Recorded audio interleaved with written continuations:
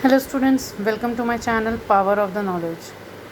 अभी last video मैंने pronounce किया, आई होप आपको पसंद आया हो और समझ भी आया हो टॉपिक। नेक्स्ट टॉपिक है हमारा 10th का next lesson, nationalism in India. Nationalism क्या है? नेशनलिज्म अपने आप में एक बहुत बड़ा वर्ड है, इसकी बहुत इंपॉर्टेंस है हमारे लिए, क्योंकि आज हम जहाँ स्टैंड कर रहे हैं, इंडिया जहाँ स्टैंड कर रहा है, वो इस नेशनलिज्म की वजह से ही है। क्योंकि अगर उस टाइम इंडियंस के अंदर नेशनलिज्म नहीं आता तो वो कभी भी ये नहीं सोचते कि हमें अब एक कंट्री के अंडर नहीं रहना है, हमें खुद अपने आप में एक कंट्री बनना है, अपनी एक पहचान बनानी है, अपनी एक आइडेंटिटी बनानी है। तो नेशनलिज्म अपने आप में ही एक वर्ड, बहुत बड़ा वर्ड है। इसमें जो हमारा फर्स्ट टॉपिक है वो Mahatma Gandhi and the idea of satyagraha. Mahatma Gandhi South Africa गए हुए थे स्टडी करने के लिए। महात्मा गांधी एक बहुत ही ग्रेट पर्सनालिटी हैं और बहुत ही इंपॉर्टेंस है इनकी हमारी पूरी हिस्ट्री में, हमारे नेशनलिज्म में बहुत बड़ी इंपॉर्टेंस है इनकी। जब ये साउथ अफ्रीका से वापस आए इंडिया में 1915 में, तो अपने 3 वेपन्स अपने साथ लेकर आए: सत्याग्रह, नॉन वायलेंस एंड ट्रुथ। उनका मानना ये था कि हम इन्हीं 3 वेपन्स के थ्रू आगे बढ़ सकते हैं, और जो हुआ भी, ठीक है, जो हुआ भी, उन्होंने स्ट्रगल किया इनजस्टिस के अगेंस्ट इन 3 वेपन्स के साथ। कोई भी फिजिकल फोर्स उन्होंने नेसेसरी नहीं माना, फाइट उन्होंने नेसेसरी नहीं माना। सत्याग्रह ही जो है अपनी बैटल नॉन वायलेंस के थ्रू ही जीत सकता है, ये उनका मानना था और ये सच भी हुआ। जो ट्रुथ है वो सच में, मतलब सत्याग्रह के ज़रिए ही उन्होंने बिना वेपन्स उठाए नेशनलिज्म स्ट्रगल की, इंडिया की जो फ्रीडम स्ट्रगल थी, इंडिपेंडेंस स्ट्रगल थी, उसकी फ़ाइट लड़ी उन्होंने। इंडिया में जो फर्स्ट सत्याग्रह हुआ था वो चंपारण में हुआ था 1916 में, जब उन्होंने इंस्पायर किया था प्लांटेशन वर्कर्स को कि वो स्ट्रगल करें ऑपरेसिव प्लांटेशन सिस्टम के प्रति, कि जो उनसे ज़बरदस्ती जो भी काम कराया जाए। दूसरा सत्याग्रह हुआ 1917 में खेड़ा में, जहाँ पर दोबारा किसानों को सपोर्ट किया गया कि वो रूट सिस्टम के अगेंस्ट जो हैं वो खड़े हो जाएं, जो कि ज़रूरी भी था। इसके बाद जो मतलब नेक्स्ट सत्याग्रह हुआ वो 1918 में हुआ अहमदाबाद में, कॉटन मिल वर्कर्स के बीच में वेजेस को लेकर, इन चीज़ों को लेकर। हिंद स्वराज जो थी एक फेमस बुक थी जो महात्मा गांधी ने लिखी, जिसमें उन्होंने ज़ोर दिया था नॉन कॉरपोरेशन पे, ब्रिटिश रूल को। न्यू इकोनॉमिक सिचुएशन जो क्रिएट हो रही थी इंडिया में फर्स्ट वर्ल्ड वॉर के बाद से, मैनचेस्टर जो था इंपोर्ट करता था इंडिया में, डिक्लाइन हो चुका था ब्रिटिश मिल्स की तरह। ब्रिटिश मिल्स जो थी क्योंकि बिज़ी थे सिर्फ वॉर प्रोडक्शन में, आर्मी की नीड्स को पूरा करने में, और इसकी वजह से जो उनको रास्ता दिखा वो इंडियन मिल्स में दिखा, जो उनको ह्यूज होम मार्केट सप्लाई कर सकती थी। जैसे जैसे वॉर इतना लंबा चली, इंडियन फैक्ट्रीज़ को बुलाया गया कि वो वॉर नीड्स को पूरा कर सके। रिज़ल्ट ये निकला कि नई फैक्ट्री सेटअप हुई, नए वर्कर्स को एम्प्लॉय किया गया, हर एक को लंबे समय तक, कई घंटों तक काम करने के लिए कहा गया। कॉटन प्रोडक्शन जो है कोलैप्स हो गई। कॉटन क्लॉथ का एक्सपोर्ट जो था ब्रिटेन से वो ड्रामेटिकली फेल हो चुका था वॉर के बाद, और इसके बाद से ही अनेबल हुआ मॉडर्नाइजेशन करना, compete करना यूएस, जर्मनी के साथ, जापान के साथ। तो उन्होंने इंडिया जैसी कॉलोनीज़ को अपने कंट्रोल में लिया, लोकल इंडस्ट्रीज़ को कंसोलिडेट किया। इसके बाद आया रोलर एक्ट, जिसमें उन्होंने ये चीज़ ब्रिटिश गवर्नमेंट ने लॉ पास किया कि बिना किसी ट्रायल के वो डायरेक्ट किसी भी प्रिजनर को जेल कर सकते हैं 2 ईयर्स के लिए। तो ये प्रोविज़न था रोलर एक्ट का 1919 में जो ये आया था। तो इसकी वजह से गवर्नमेंट ने बहुत ज़्यादा अपनी पॉलिटिक पावर को यूज़ किया पॉलिटिकल एक्टिविटीज़ के लिए। नेक्स्ट इवेंट इसमें हुआ था जलियांवाला बाग इंसिडेंट, जो कि सबसे ज़्यादा फ्यूरियस इंसिडेंट था। 13 अप्रैल 1919 को हुआ, जब विलेजेस का एक बहुत बड़ा क्राउड जो है बैसाखी मेले के लिए आया था, और वो एक एनक्लोज ग्राउंड में, बंद ग्राउंड में वो लोग इकट्ठे हुए थे जलियांवाला बाग में, सिटी के बाहर। और किसी को पता ही नहीं था कि वहाँ पे मतलब मार्शल लॉ के बारे में जो उन पर इम्पोज किया जा रहा था, रिप्रेसिव मेजर। जनरल डायर जो है वो अपने ब्रिटिश ट्रूप्स के साथ वहाँ पार्क में एंटर हो गया, और एक ही एग्ज़िट पॉइंट था, और उसने उनको वार्निंग दिए बिना ही जो वहाँ के लोग थे, और ऑर्डर कर दिया ट्रूप्स को फायरिंग करने के लिए। आप पिक्चर देखेंगे, हंड्रेड्स ऑफ किलिंग हुई, बहुत ही ब्रूटल एक्ट था जनरल डायर ने किया था, जिसकी मतलब उम्मीद भी नहीं थी। जो जैसे जैसे जलियांवाला की न्यूज़ स्प्रेड हुई, क्राउड जो है स्ट्रीट्स में आ गया नॉर्थ इंडियन टाउन्स में, और हड़ताल होने लगे, क्लैशेज़ होने लगे, गवर्नमेंट बिल्डिंग्स पे अटैक होने लगा। अगर आप लोग पिक्चर देखेंगे तो बहुत ही ज़्यादा मतलब एक बुरा इंसिडेंट था ये। नॉन कॉरपोरेशन प्रोग्राम जो था वो अडॉप्ट किया गया था नागपुर में दिसंबर 1920 में। इसका जो इफेक्ट था नॉन कॉरपोरेशन मूवमेंट का इंडियन इकनॉमी पे, कि फ़ॉरेन गुड्स को बॉयकॉट किया गया, लीकर शॉप्स को पिकेट किया गया, फ़ॉरेन क्लोथ्स को जला दिया गया। जो इंपोर्ट था फ़ॉरेन क्लोथ्स का वो हाफ़ हो चुका था 1921 से 22 तक। वैल्यू जो थी 102 करोड़ से ड्रॉप होकर 57 करोड़ आ गई थी। कई मर्चेंट्स और ट्रेडर्स जो थे उन्होंने रिफ्यूज़ कर दिया था फॉरेन गुड्स में ट्रेड करने के लिए और फाइनेंस करने में फॉरेन ट्रेड को। लोगों ने डिस्कार्ड किया इम्पोर्टेड क्लोथ्स को और वेयर किया इंडियन वंस को। जो प्रोडक्शन थी इंडियन टेक्सटाइल में हैंडलूम्स की वो ऊपर आई। खादी का यूज़ पॉपुलराइज हुआ। चरखा इसका सिंबल बना। चरखा जो था उस टाइम पे हमारे फ्लैग में भी सिंबल था सेंटर में। बाद में इसे अशोका चक्र लिया गया उसकी जगह। नॉन कॉरपोरेशन मूवमेंट इसके बाद जो था कंट्री साइड में हुआ। अवध में जो किसान थे मूवमेंट ये लीड किया बाबा रामचंद्र ने, जो अगेंस्ट थे तालुकदार लैंडलॉर्ड्स जो कि डिमांड कर रहे थे बहुत ज़्यादा रेंट ज़मीनों का और दूसरे कुछ चीज़ें जो पीजेंट्स पे वो लोग प्रेशराइज़ कर रहे थे किसानों पर।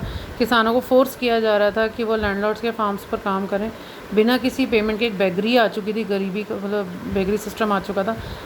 पीजेंट्स की किसानों की कोई सिक्योरिटी नहीं थी उनके काम की।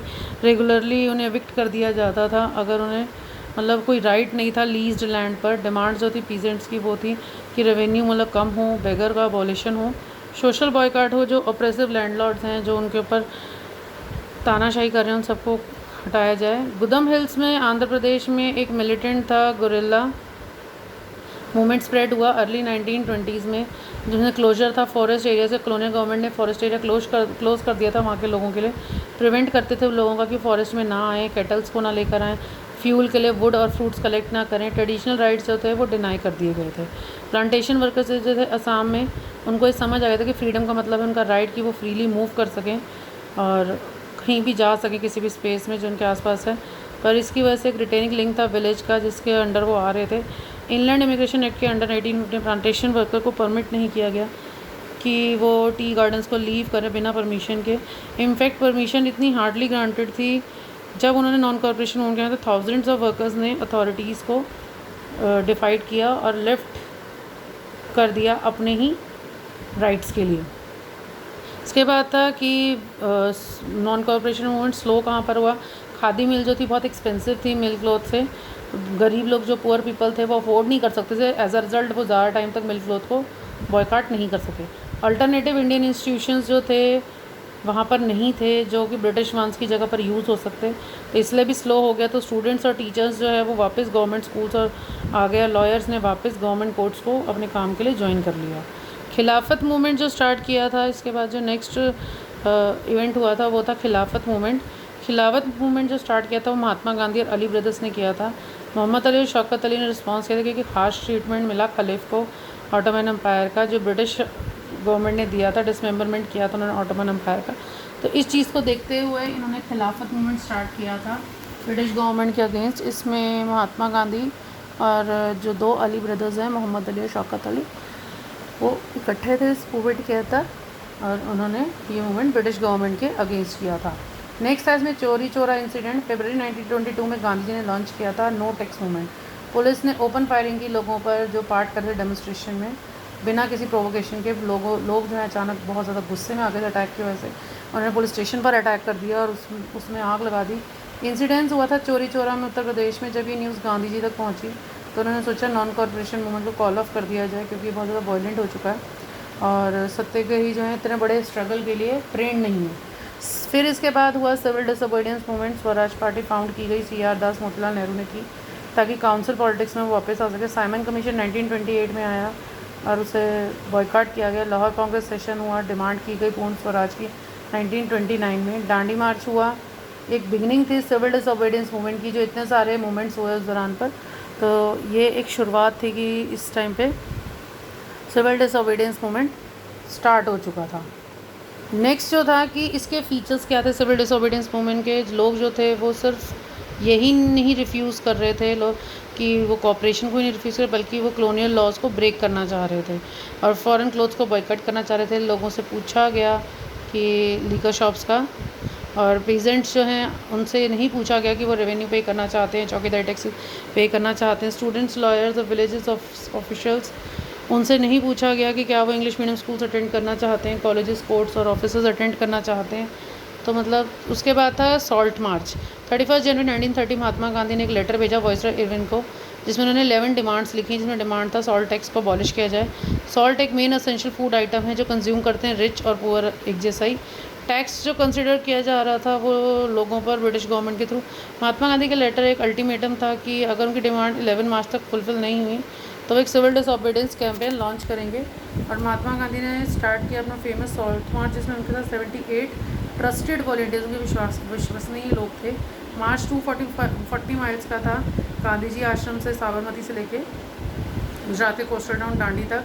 महात्मा गांधी के बारे में सुनकर 24 घंटे में ये लोग 10 माइल चलते थे एक दिन में।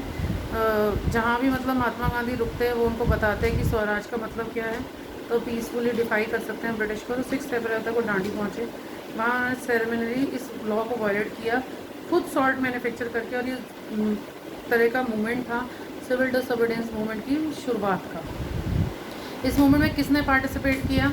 कई पार्ट से कंट्री के बहुत सारे लोग आए। गांधी जी ने जो सॉल्ट मार्च लीड किया था आश्रम से दांडी तक, तो फॉलोअर्स ने स्टार्ट कर दिया था उन्हें फॉलो करना। कंट्री साइड में रिच पाटीदार से, गुजरात के जट से, उत्तर प्रदेश के, वो एक्टिव थे इस मूवमेंट में। रिच कम्युनिटीज़ जो थी वो बहुत बुरी तरह से हिट हुई थी। ट्रेड डिप्रेशन आ गया था, प्राइसेस फॉल हो गए थे। तो बहुत ही एंथुसियास्टिक्स, बहुत ही उत्साहित सपोर्टर्स थे उनके सिविल डिसओबीडियंस मूवमेंट में। इसके अलावा मर्चेंट्स और इंडस्ट्रियलिस्ट ने सपोर्ट किया मूवमेंट को फाइनेंशियल असिस्टेंस देके, बल्कि रिफ्यूज़ किया कि वो बाय और सेल नहीं करेंगे इंपोर्टेड गुड्स को। इंडस्ट्रियल वर्किंग क्लास जो थे नागपुर रीजन के, उन्होंने पार्टिसिपेट किया सिविल डिसओबीडियंस मूवमेंट में। Railway workers, dock workers, minerals of Chota Nagpur etcetera, मतलब मिनरल वर्कर्स जो थे पार्टिसिपेट किया इन्होंने इस प्रोटेस्ट में, रैलीज़ में और बॉयकॉट कैंपेन में, जिसकी वजह से मतलब उन्होंने पूरी तरह से बॉयकॉट किया कॉलोनियल रूल्स को, उनकी चीज़ों को, और डिमांड की कि अब उन्हें एक फ्रीडम चाहिए। लिमिट्स क्या थी इस मूवमेंट की कि इसमें अनटचेबल्स नहीं थे। अम्बेडकर जी ने सेपरेट इलेक्टोरेट मांगा था, पूना पैक्ट 1932। ल्यूकवार्म, बहुत ही कम रिस्पांस था कुछ मुस्लिम पॉलिटिकल ऑर्गेनाइजेशन से। प्रोविजन जो था पूना पैक्ट का कि जो साइन हुआ डॉक्टर अम्बेडकर गांधी जी कि इसमें डिप्रेस्ड क्लासेस को रिजर्व सीट्स दी जाएंगी सेंट्रल प्रोविंशियल काउंसिल्स में, और उनको वोट जो है जनरल इलेक्टोरेट पब्लिक करेगी। सेंस जो था कलेक्टिव बिलोंगिंग्स का इसमें, वो ये था कि नेशनलिज्म स्प्रेड हुआ, एक्सपीरियंस हुआ एक यूनाइटेड स्ट्रगल का कि एक इकट्ठे होकर कैसे लड़ना है। कई तरह कल्चरल प्रोसेस हुए, कैप्चर हुई इमेजिनेशन इंडियंस के, प्रमोट हुई एक कलेक्टिव बिलोंगिंग्स की। फिगर्स और इमेजेस को यूज़ किया गया। इंडिया की जो आइडेंटिटी इमेज थी वो भारत माता से एसोसिएट किया, डिवोशन दिया गया एक मदर फिगर को। ये एविडेंस था एक नेशनलिज्म का। इंडियन फोक फोर जो था रिकॉर्डिंग शुरू की उन्होंने, टेल्स की, स्टोरीज़ की, ट्रू पिक्चर्स और ट्रेडिशनल कल्चर की थी। आइकन्स और सिंबल्स यूज़ किए फ्लैग्स के फॉर्म में, ट्राई कलर फ्लैग्स होल्ड किए उन्होंने, मार्चेस किए, सिंबल हाथ में लिए उन्होंने। कई सारे री इंटरप्रिटेशन किया गया हिस्ट्री का उन्होंने। मैं पास्ट को देखना शुरू किया, अपनी ग्लोरी को, जो पिछला उनका समय था उसको देखना कि कितना ही अच्छा उनका आर्ट, साइंस, रिलीजन, हर कल्चर में एक डेवलपमेंट थी, ग्लोरियस पास था जो धीरे धीरे क्लोनलाइज्ड होने के बाद से डिक्लाइन हो रहा था। तो जो क्लोनलाइजर्स ने भी लिखा। तो यहाँ पर आपका जो नेशनलिज्म का चैप्टर है वो फिनिश होता है। बहुत ही वास्ट चैप्टर है ये, हमने आपको शॉर्ट में थोड़ा समझाने की कोशिश की है टॉपिक्स को। इसके साथ इसके important very short question answers हैं 1 मार्क के, काफ़ी सारे क्वेश्चन आंसर्स हैं। और मैं आपको इसका सजेशन देना चाहूँगी कि आप लोग अच्छे से अपने चैप्टर को एक बार एनसीईआरटी को ज़रूर रीड आउट करेंगे।